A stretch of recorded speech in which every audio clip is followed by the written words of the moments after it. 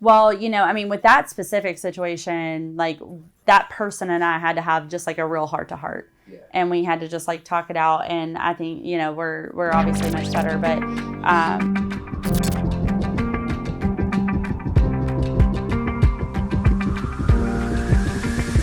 so I just stepped into CBA, and was taking my first like official program director role, and decided, I felt like I had to have the answers, and I felt like I had to provide solutions for people that they were looking for that role. They were looking for that answer, I guess. And while I did that, I felt like there was a lot of times I should have said, I don't know yet, or we don't have that answer yet, or we're going to get there. I didn't want to admit in the beginning that I wasn't there yet, that I still had a lot of learning to do, a lot of figuring out to do. And so I just kind of came in with like, here we go. Let's go with a passion. And within the first couple of months, like I just kind of had to like accept the fact that I was also human. And I just had learning to do. And people, I think once I started to kind of like shed that like barrier, people started to actually see me for what they actually needed, I guess is the best way to put it, Do you have an example? Yeah. Remember? Yeah.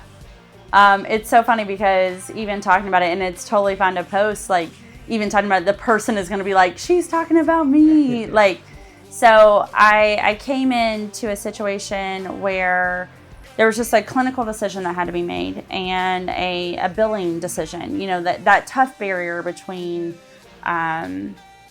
what's right as well as what the company needs, as well as what the clinician needs. There was just so many pieces to it. And I received one side of that story, and I went in strong on that side. And instead of saying, hold on, I'm new to this company, I'm new to this team, I took that story at face value, and not necessarily face value. Like I took that story for what it was in the moment and what I saw needed to be done right then and there. And I jumped on it. And I sent an email that was probably way too strong. Definitely was way too strong. And it caused some tension. And it, not only between me and that employee, where I thought I was just saying like, okay, so here's the problem that's been identified to me. Here's the solution that I've developed. Here's what we're going to do next. I know I hurt that person's feelings. I know I came in strong because I did not have rapport with that person whatsoever. I did not have a relationship with that person whatsoever. And then, emails go like wildfire. And so you think it's between you and another person, but then everybody else starts talking about it, and everybody else has their opinion of it. And people go to their colleagues and they go to their peers and they say like, well, what do you think she meant? Or what is this? Or what's that? And yeah, like it just became this really big situation. And it was really just me saying, hey, I see a problem and here's the fix. Yeah. But I didn't take time to say, this has been brought to me. What's your side of that story? What's going on with you? What's happening here? I wanted to fix it. And I didn't take that time to fix it as a team. I wanted to fix it as a program director. So what do you do differently now? Like what do people, what from their perspective? Oh, right? yeah. Like, what's that right now? Like what changed? Well, with that specific situation, like that person and I had to have just like a real heart to heart. Yeah. And we had to just like talk it out. And I think, we're obviously much better, but, yeah. And, we work alongside each other, and, I actually just went out to do some one-on-one supervision. It's been okay.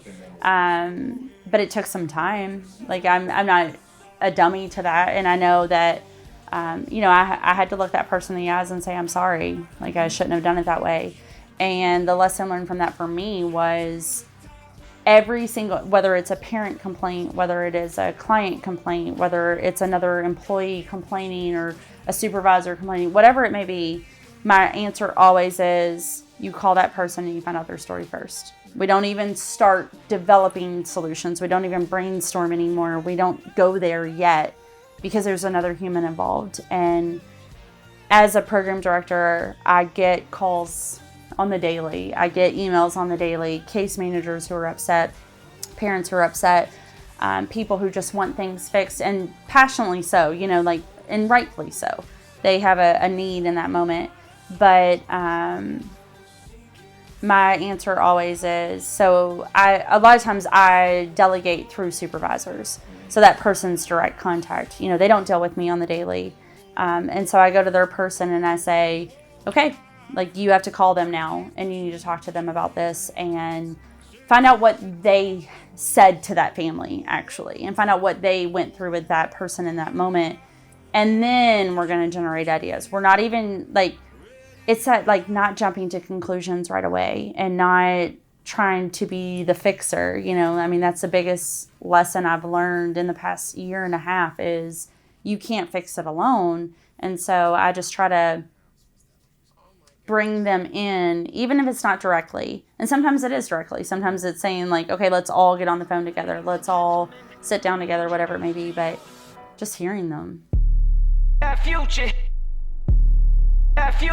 If you're into this channel is purely ran by patrons just like Clinical Behavior Analysis. Follow this link and if you can, support. Let's build this community and this message and show the world what behavior analysis can do.